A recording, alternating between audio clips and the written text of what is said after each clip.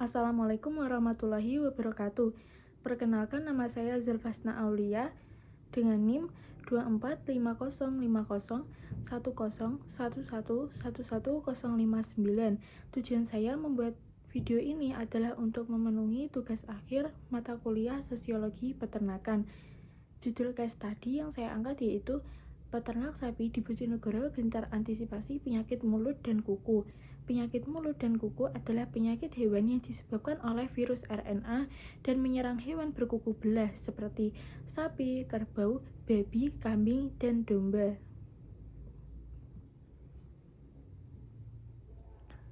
Berdasarkan case study yang telah saya pilih, terdapat beberapa jenis lembaga yang terlibat, seperti yang pertama, lembaga kemasyarakatan. Ada kelompok peternak di Kabupaten Bojonegoro. Yang kedua, lembaga pemerintah. Ada Dinas Peternakan dan Perikanan Kabupaten Bojonegoro dan Pemkab Bojonegoro.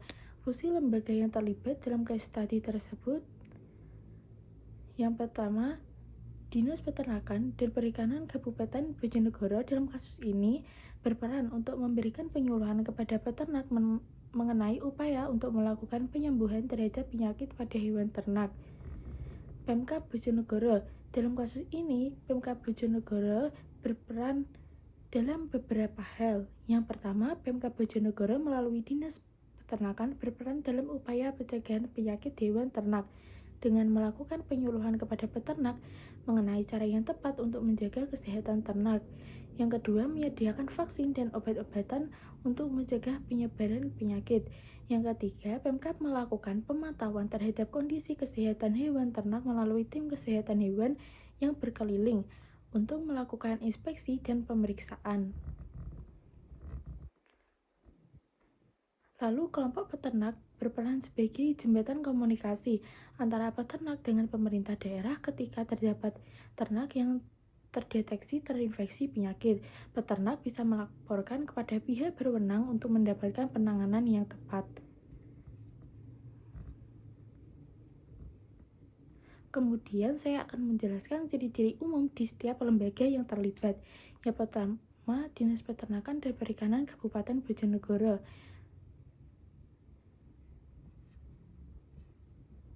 Dan Pemkab Bojonegoro memiliki kewenangan untuk menyusun rencana strategis dalam pengelolaan sektor peternakan dan perikanan di Kabupaten Bojonegoro.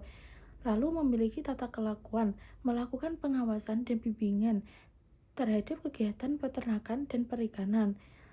Lalu memiliki tujuan sesuai fungsinya untuk mendukung pengembangan sektor peternakan dan perikanan secara berkelanjutan dan meningkatkan kesejahteraan peternak dan pembudidaya ikan. Kemudian memiliki alat dan kelengkapan, yaitu memiliki sarana dan prasarana yang memadai.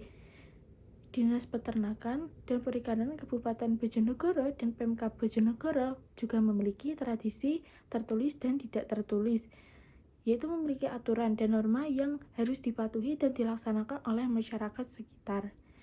Kemudian, lembaga kemasyarakatan juga memiliki ciri-ciri umum. Yang pertama, memiliki tata kelakuan, mengatur perilaku peternak dalam proses pemeliharaan hewan ternak dan menerapkan prinsip berkelanjutan dalam setiap aktivitas, baik dalam hal pengelolaan sumber daya alam maupun penggunaan teknologi. Yang kedua, memiliki tujuan sesuai fungsinya. Tujuannya memenuhi kebutuhan pangan dan menghasilkan keuntungan ekonomi dari usaha ternak. Kemudian fungsinya menghasilkan sapi yang sehat dan produktif, serta menyediakan lapangan pekerjaan. Yang ketiga, memiliki alat dan kelengkapan, yaitu memiliki sarana dan prasarana yang memadai. Kemudian juga memiliki tradisi tertulis dan tidak tertulis, yaitu memiliki aturan serta norma yang harus dipatuhi oleh masyarakat. Perilaku deviation pada case study yang saya pilih berjenis anomi, disebabkan karena kurangnya edukasi yang baik terkait cara memelihara sapi yang benar dan kurangnya menjaga kebersihan kandang sehingga muncul penyebab sapi terpapar penyakit mulut dan kuku.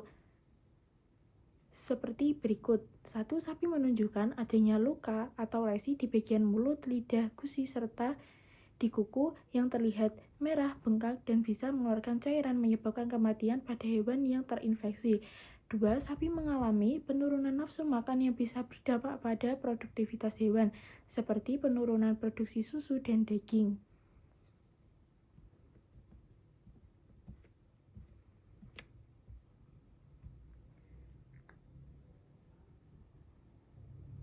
Kemudian, saya akan menjelaskan kekuasaan dan wewenang. Beberapa pihak yang berkuasa dan dikuasai. Pihak yang berkuasa ada 2. Yang pertama, Dinas Peternakan dan Perikanan Kabupaten Bojonegoro, sebagai pihak yang berperan untuk memberikan penyuluhan kepada peternak mengenai upaya untuk melakukan penyembuhan terhadap penyakit pada hewan ternak. Yang kedua, Pemkab Bojonegoro sebagai pihak yang merumuskan kebijakan, melaksanakan kebijakan, melakukan evaluasi dan pelaporan di bidang peternakan. Lalu pihak yang dikuasai yaitu peternak. Peternak bergantung pada bantuan dan arahan dari Dinas Peternakan dan Perikanan Kabupaten Bojonegoro dalam mengelola peternakan dan mengatasi penyakit pada hewan. Lalu dimensi kekuasaan.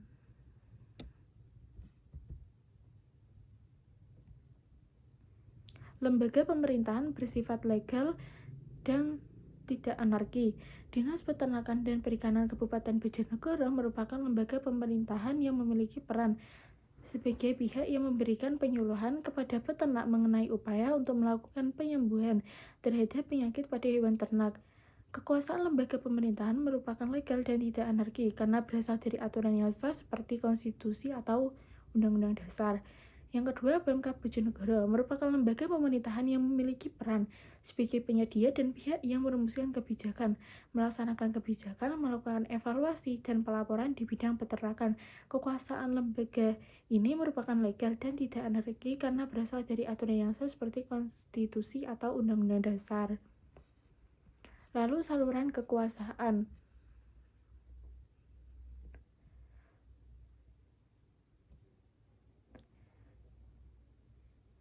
Yang pertama ada saluran politik. Dinas Peternakan dan Perikanan Kabupaten Bojonegoro berperan dalam menghubungkan pemerintah dengan peternak serta memastikan kebijakan sektoral berjalan efektif.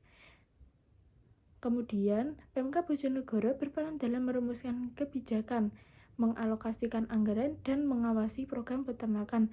Lalu yang kedua, komunikasi massa. Dinas Peternakan dan Perikanan Kabupaten Bojonegoro berperan dalam menyebarkan informasi tentang kebijakan, program, dan isu peternakan, serta memberikan edukasi kepada masyarakat dan peternak melalui media.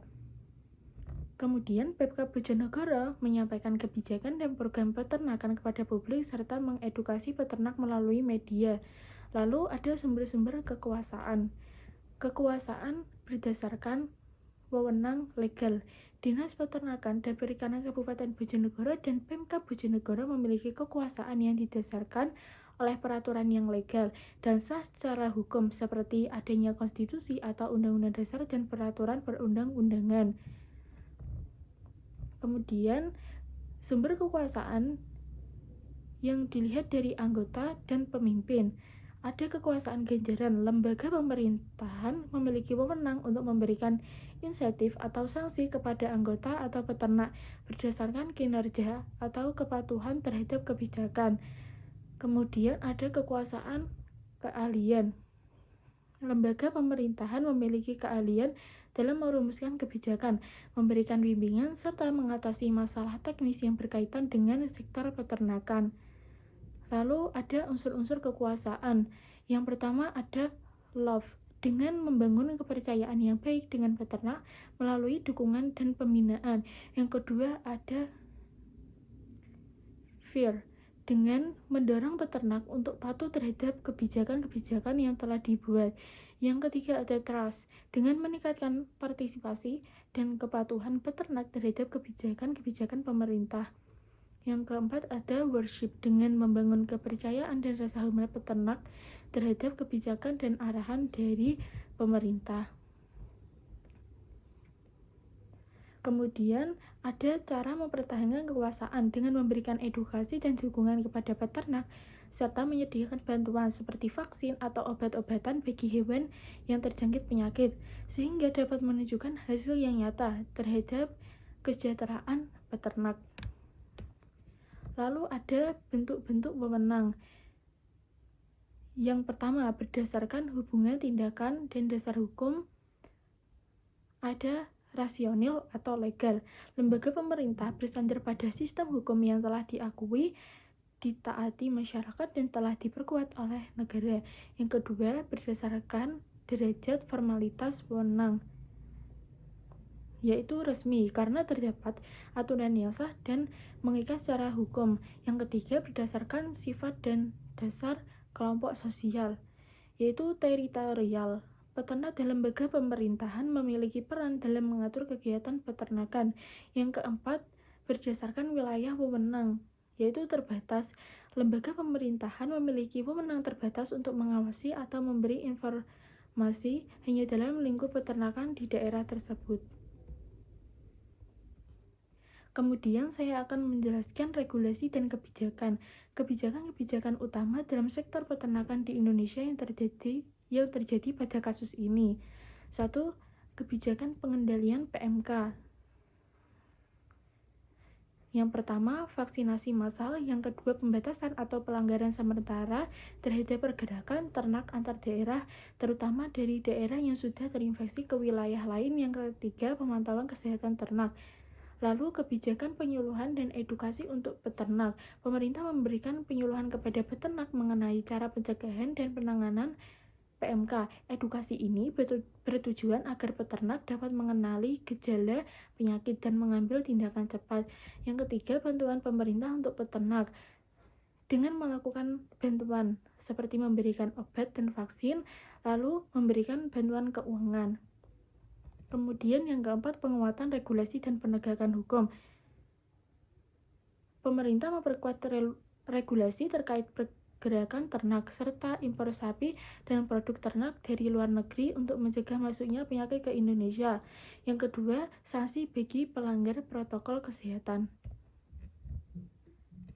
Salah satu kendala yang dihadapi peternak dalam mengakses layanan birokrasi peternak seringkali kesulitan dalam memenuhi persyaratan administratif untuk mendapatkan bantuan vaksin, obat, atau kompensasi karena kurangnya pemahaman tentang prosedur yang harus dilalui dan terbatasnya fasilitas informasi di tingkat desa. Hal ini memperlambat penanganan masalah dan menghambat upaya pemulihan ternak. Proses birokrasi dalam hal ini cenderung menghambat peternak karena kompleksitas prosedur dan keterbatasan akses informasi. Peternak sering kesulitan memahami langkah-langkah administratif yang diperlukan untuk mendapatkan bantuan vaksin atau obat, serta terkendala oleh waktu yang lama dalam pengurusan bantuan yang memperlambat penanganan PMK. Kemudian peran instansi pemerintah dalam meningkatkan kualitas pelayanan publik kepada peternak. Dinas Peternakan dan Perikanan Kabupaten Bojonegoro memberikan penyuluhan kepada peternak tentang pencegahan dan penanganan penyakit PMK. Kemudian pemerintah menyederhanakan prosedur birokrasi agar peternak lebih mudah mengakses bantuan vaksin dan obat. Kemudian pemerintah Kabupaten Bojonegoro meningkatkan fasilitas kesehatan hewan untuk mempermudah peternak dalam mendapatkan layanan kesehatan ternak.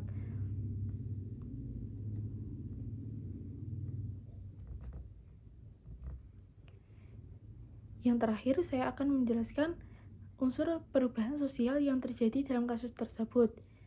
Yang pertama, ada perubahan dalam pola pikir. Peternak lebih sadar pentingnya pencegahan penyakit dengan menggunakan vaksinasi dan perawatan modern. Yang kedua, perubahan ekonomi.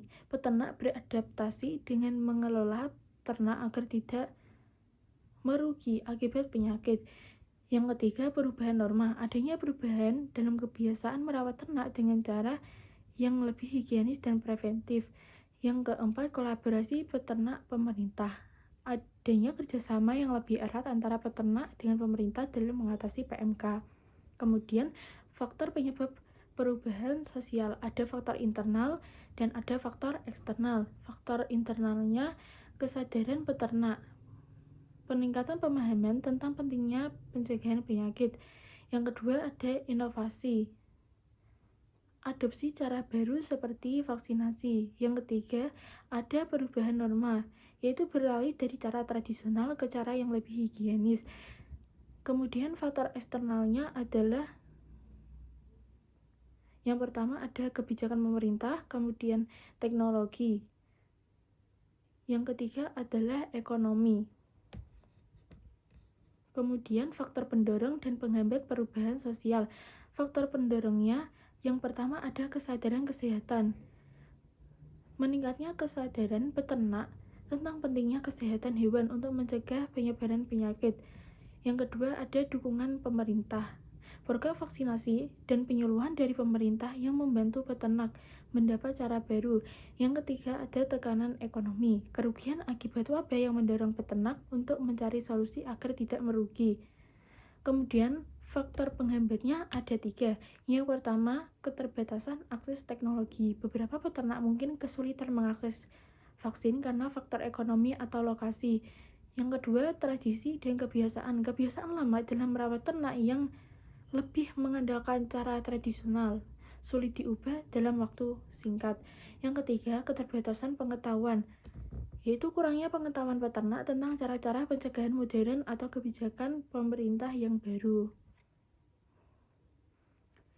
Sekian dari saya, terima kasih. Wassalamualaikum warahmatullahi wabarakatuh.